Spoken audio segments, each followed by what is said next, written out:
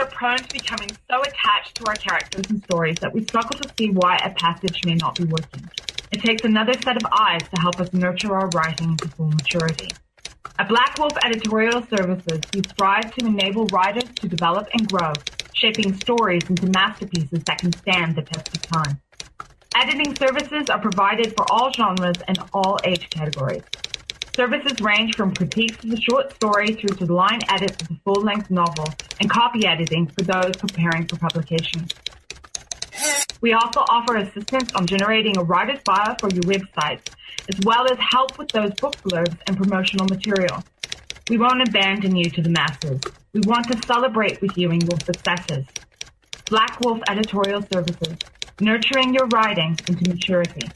For a full list of services and prices, visit us at blackwolfeditorial.com. You're listening to the Spark Radio Network, internet radio like you've never heard before.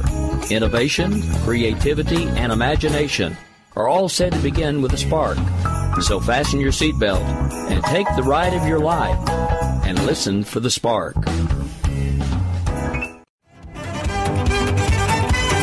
You are listening to KLRN Radio, where liberty and reason still reign. This is Shut Up and Get a Customer here on KLRN Radio. Sales insights for those looking for an unreasonable amount of success. Featuring Dan Jordan, the sales energizer. Online at RemedySalesMatch.com. Dan Jordan's advice, shut up and get a customer. Find out more at RemedySalesMatch.com. You know, you never get tired of hearing your own name, you know? Oh. It's good stuff. It's true. You could be at a party. There could be 100 people there, and somebody whispers your name on the other side of the room, and you hear it. You turn your head. Hey, that always makes me nervous, but that's beside the point. You know, that's kind of like walking in the post office, and there your picture is on the wall. This is not necessarily a good thing. You don't want that to happen. Yeah. No. What was that joke? You would think they would have held on to the guy while they were taking his picture. That's right. Oh, there's a room shot. All right, remember, shut up and get a customer. Wealth, fame, and good fortune is at your beck and call if you simply focus on one thing and one thing every day, and that is get a customer. Or two. But and you know how you do it? You do it by saying their name. Oh, wow. You know, because it's what they're interested in. It's a true statement. It's what they like. But what do we do when we go into any kind of sales situation? I do this, and you vomit. I, this. And even worse, you give them a brochure. You vomit a brochure all over them.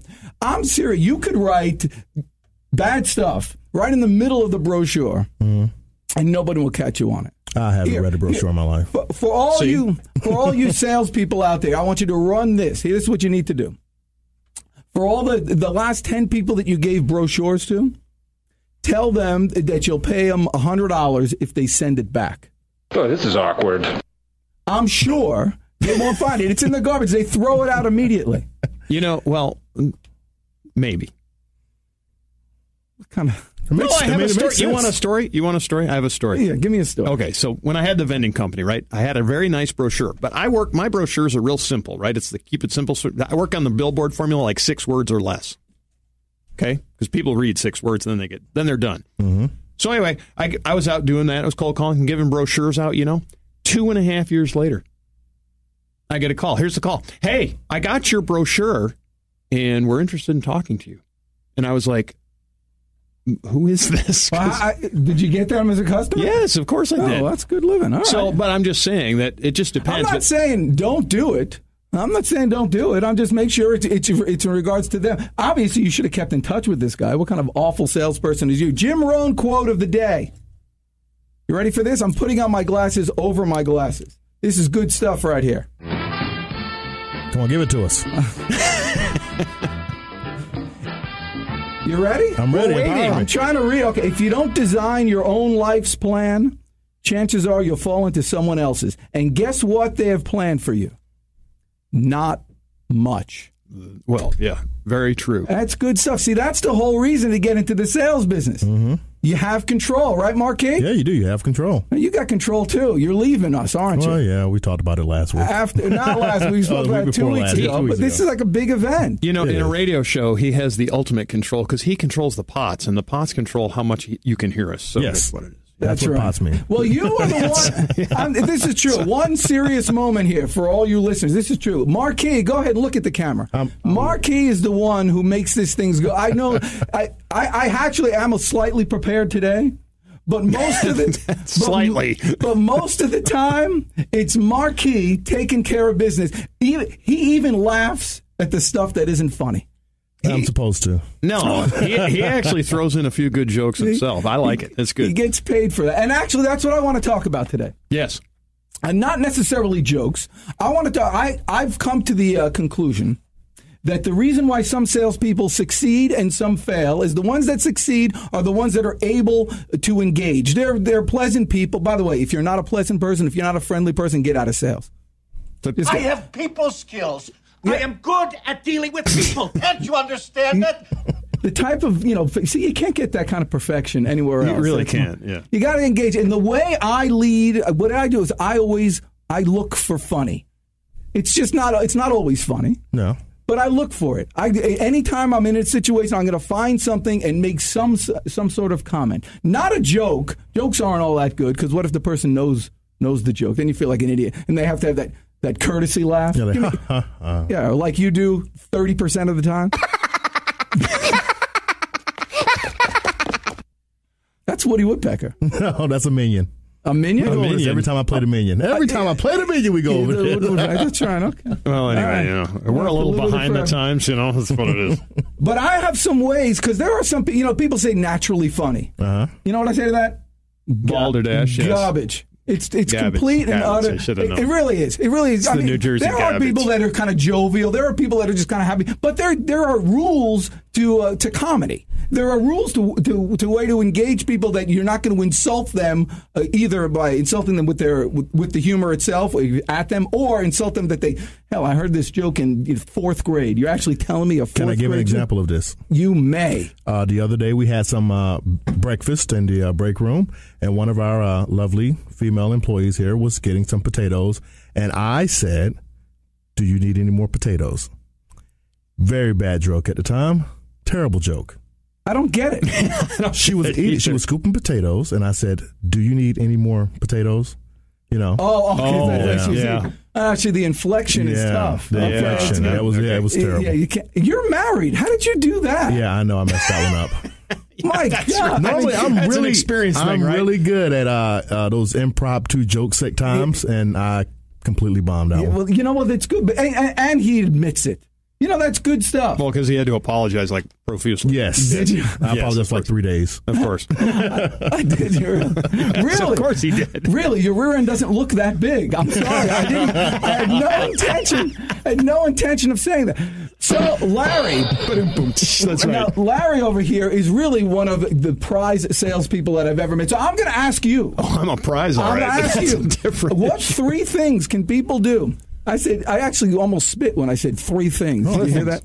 3 things that people can do. One. If you're not feeling creative enough today, 1. Well, smile, number 1, and look at things positively, right? You got to look at things positively because life's too short to get all dragged down into it and stuff. But for jokes, just take the situation and draw some common ground and make something happen. I mean, it happens here on this show every, Marquis, 2.5 seconds? Yeah, 3 seconds. Well, yeah, only when I'm talking. Well, that's garbage. But even something just like that, like we just poked fun at you and you didn't even, pick up on it. But everybody out in Radio Land's going, yeah, he says that a lot, doesn't he? What, garbage? Garbage, yeah. That's my way. It's a good way to, if you meet somebody and you could talk to them and you could find out where they're from just from their accent. Mm-hmm. So if they're from up north or something like that, throw out a couple words and all of a sudden they'll ask you, hey, where are you from? So instead of you asking them and the whole thing and making you just force them to say just by one little word. That's right. And the word just happens to be garbage. Another one is cards or shark. You remember that game? It was a game show called Card Sharks. But if you say Card Sharks, then people from Boston say, hey, you from Boston? You from Boston? No, you're really not. You just say Kachaks. I lived in Boston for a while. You just basically throw out the F-bomb about every fourth word, and people will tell you you're from Boston. Yeah, Trust me.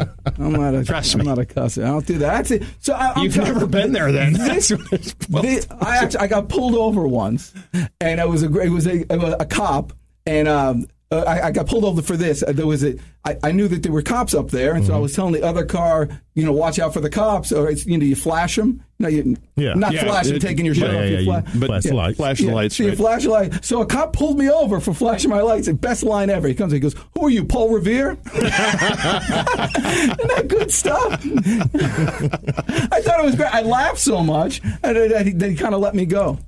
My friend Stu Shapiro called me the other day. All right.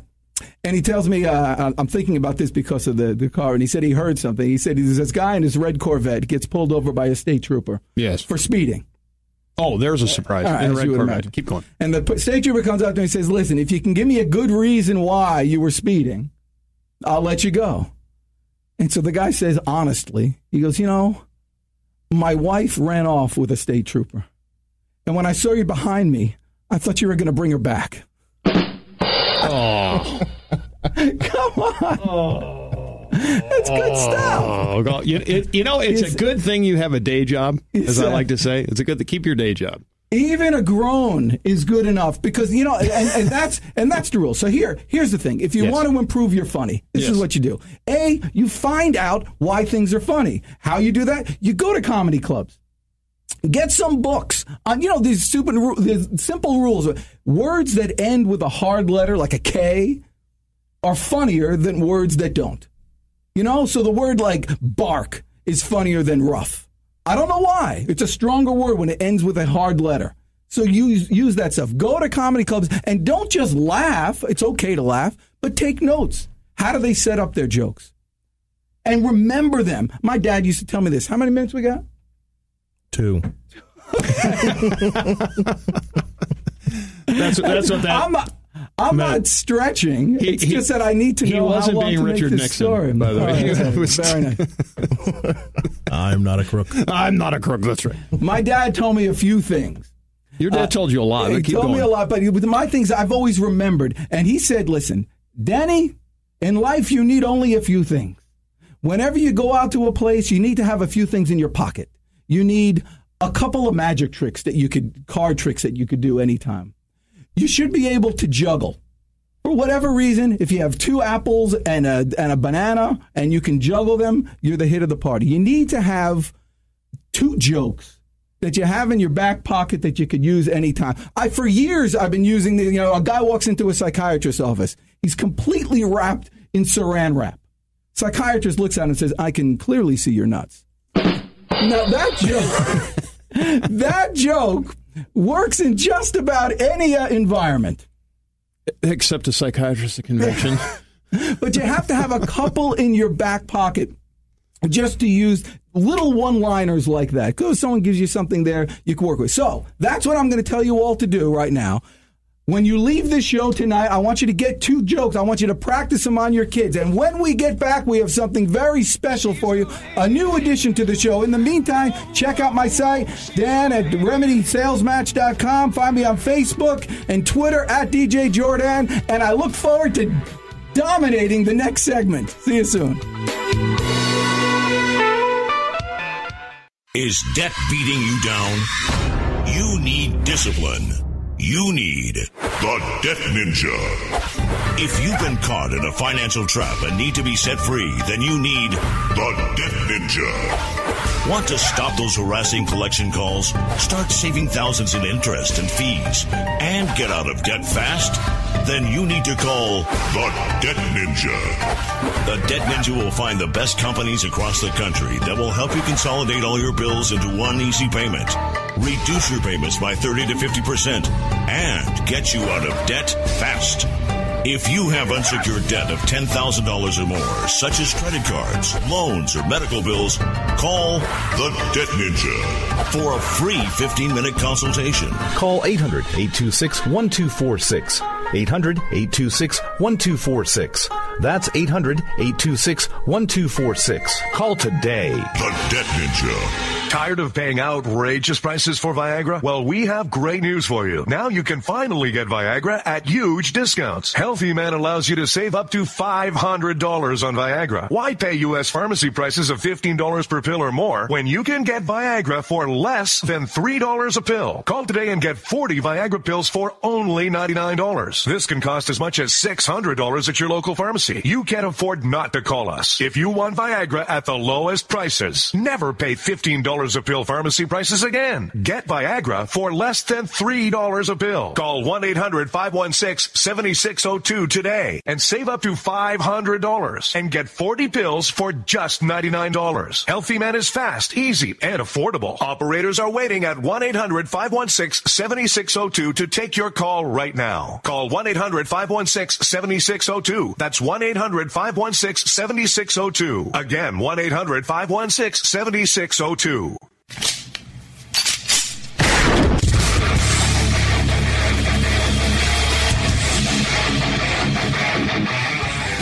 This is Slickery Trigger for Rebel Road Tactical. With proper care and feeding, your pistol will be ready when you need it. There to save your life. Shouldn't your gear be that good? Whether you need a holster for comfortable everyday carry or a tough-as-nails holster for your next training course, Rebel Road Tactical has what you need. Check us out on the web at rebelroadtactical.com.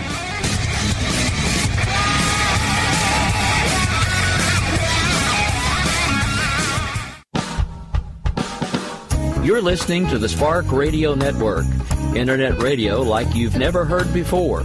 Innovation, creativity, and imagination are all said to begin with a spark.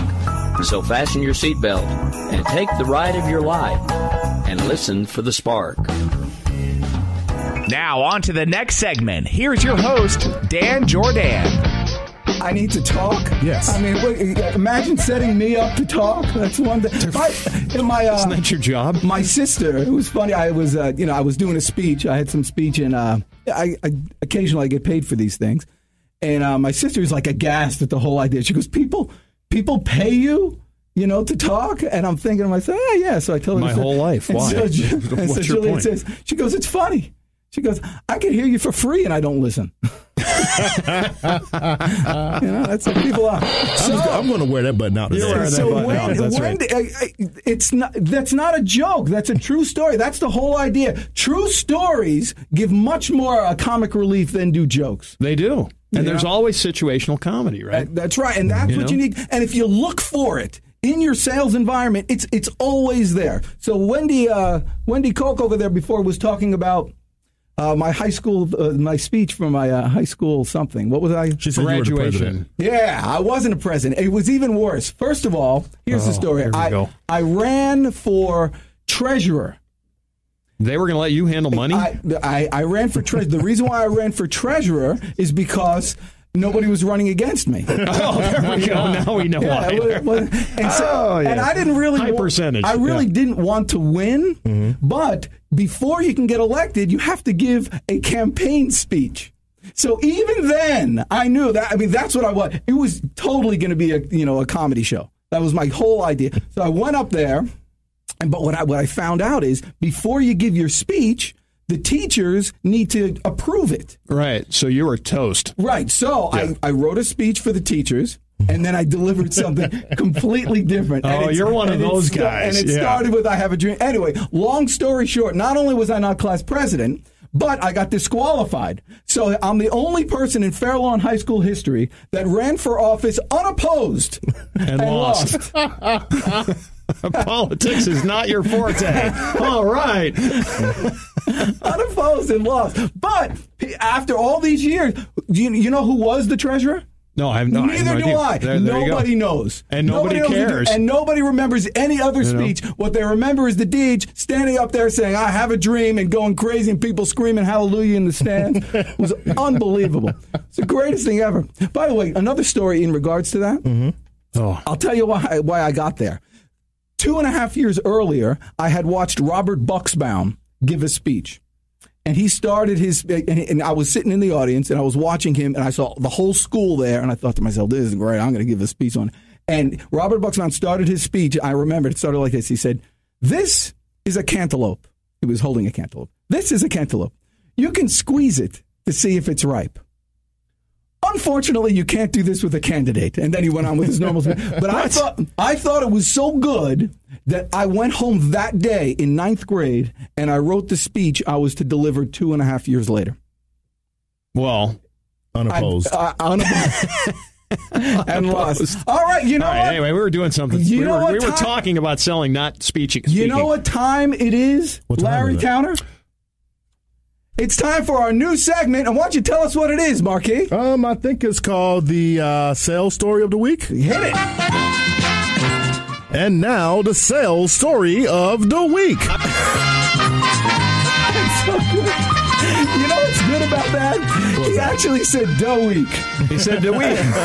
It's the sales story of the week. You wanted it to be of the week. Very good. As the producer here, I'll tell you guys.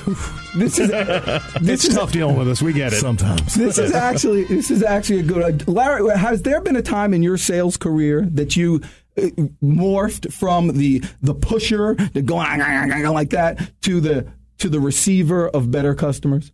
Yes, of course. There was, and you could almost define it. I actually have that defining moment for me at one time, and it's going to relate to the story of the week. But I first have to tell you the defining moment. Tell me. The first was this: I was walking the dog. Mm-hmm. He does this in the morning, but we won't. I learn more when I walk the dog. When certain people aren't texting him and bugging him. I'm walking Holly. She's cute. This is years ago, but not that long ago. Keep going anyway. It's all right. And we're doing it. She's doing her business, and that day I forgot to bring a bag. You know, you have to have the bag for the thing. So I was there figuring out ways, to put pine straw over it, to kick and do all that stuff, to kind of hide it, right? And right then, which I don't understand, by the way, we follow dogs doing it. If a Martian came down, I was thinking of this, and they saw us picking up the stuff from the dog, they would think that they were the masters. That's not a joke. That's just a thought. Okay. In any event, let's not get too philosophical here. Out of nowhere, the corner of my mind, and I'm not a religious man, but I do believe in a God, and I'll tell you why. Because out of nowhere, I thought to myself, let me kick this aside. No one's going to see it. And then all of a sudden, in the back of my head, maybe somebody else will see it. Maybe a higher being looking down is going to see me do this. And I decided right then, I went home and I got a bag and I picked it up and I did the thing, and my life changed because I realized that being a good salesman didn't start by what you say and how you act in front of the customer. It's how you act away from the customer. It's who you are. And then you start, instead of pushing and getting customers, you attract them to you. And why is that? Okay, well... Because I know why. I want to hear your version. Why do you get attracted? Why are people attracted to you when you do things like that? Why don't you tell me?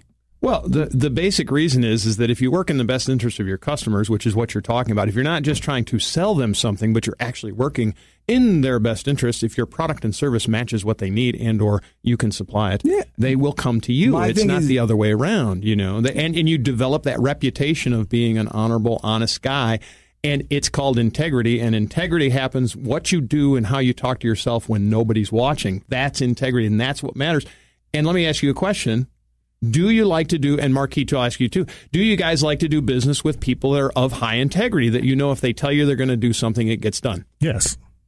Yeah, so you become the person you'd like to do business with. Yes. And then they get attracted to you. And so what happened this week, I was giving a speech, a presentation for these job seekers, which I do.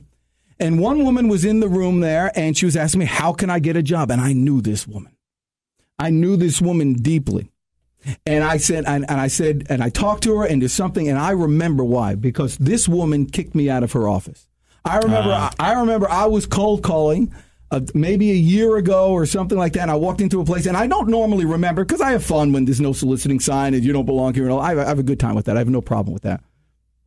But she was particularly aggressive. Yes. I mean, to the point where she was like, I remember it distinctly. I was there talking to somebody else, and she comes running over. Hey, you can't do that in here. You can't do that in here. And I looked at her, and I'm like, do what? She said, we don't accept solicitation or whatever. And then she started walking towards the door. Something.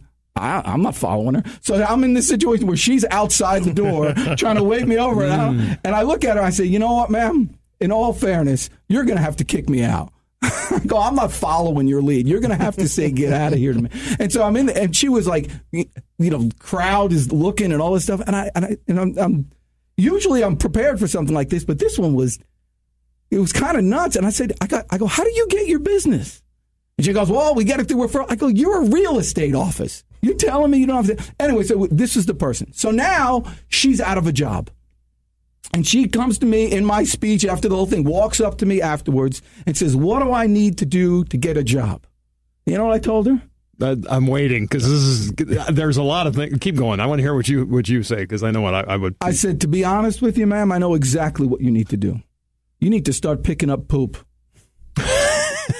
That's exactly, and it's nice. It's called humble, right? And then I told her this. That's right. Yeah, it's people need humble. to get punched in the nose because now she's on the opposite side of the situation, and so I needed to let her know the reason why you're not finding a job is because you wouldn't hire you. Yeah, I have person. Lots of parables on this, right? So I was told by a very wise man. You can't hold the show all myself. I mean, that's what you're here for. I get it. But I don't want to override the show. Anyway, long story short, I was dealing with this as a chief executive officer of a company that I won't name the name, but you would know who it is. You wouldn't know him, but you'd know who the company is. Anyway, he was telling me he was retired at this point, and he told me, he said, you meet the same people on the way up that you do on the way down. Right? Yeah. And that's an example. She throws you out of her office. And I have a similar story to that, too. One time, many, many years ago, when I was first selling, I was actually selling radio time, Ricky. You're going to love this. Oh, awesome. For a very, very small station in upstate New York. Mm-hmm. And I got physically thrown out of a guy's restaurant. Now, Marquis, describe to the people, am I a big guy? Not really, just tall. I'm tall. Yeah. But still, he grabbed me by the collar and dragged me out the door. And to this day, that was 30 years ago, I can tell you where his restaurant is, I can tell you his name, and I can tell you don't ever go there. Okay? 30 years later, right? And I've been on, I don't know, thousands of sales calls, right? I want to go there so bad.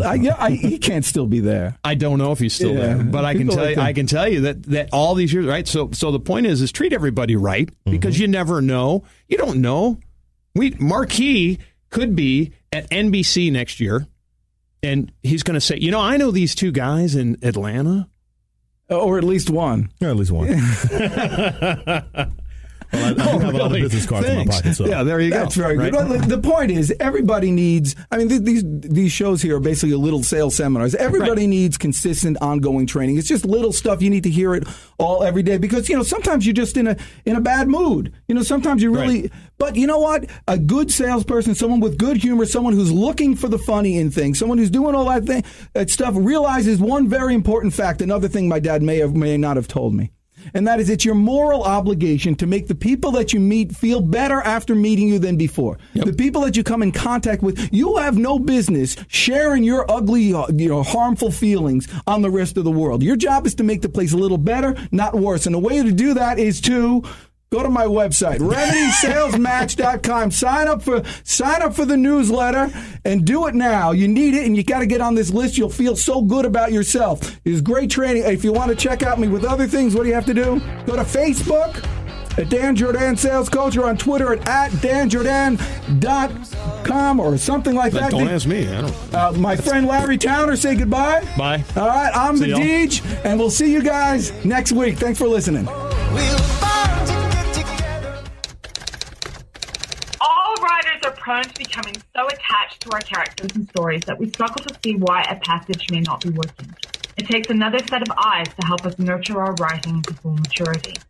At Black Wolf Editorial Services, we strive to enable writers to develop and grow, shaping stories into masterpieces that can stand the test of time. Editing services are provided for all genres and all age categories. Services range from critiques of the short story through to the line edits of the full-length novel and copy editing for those preparing for publication. We also offer assistance on generating a writer's bio for your websites, as well as help with those book blurbs and promotional material. We won't abandon you to the masses. We want to celebrate with you in your successes. Black Wolf Editorial Services, nurturing your writing into maturity. For a full list of services and prices, visit us at blackwolfeditorial.com. You're listening to the Spark Radio Network, Internet radio like you've never heard before. Innovation, creativity, and imagination are all said to begin with a spark. So fasten your seatbelt and take the ride of your life and listen for the spark. You are listening to KLRN Radio, where liberty and reason still reign.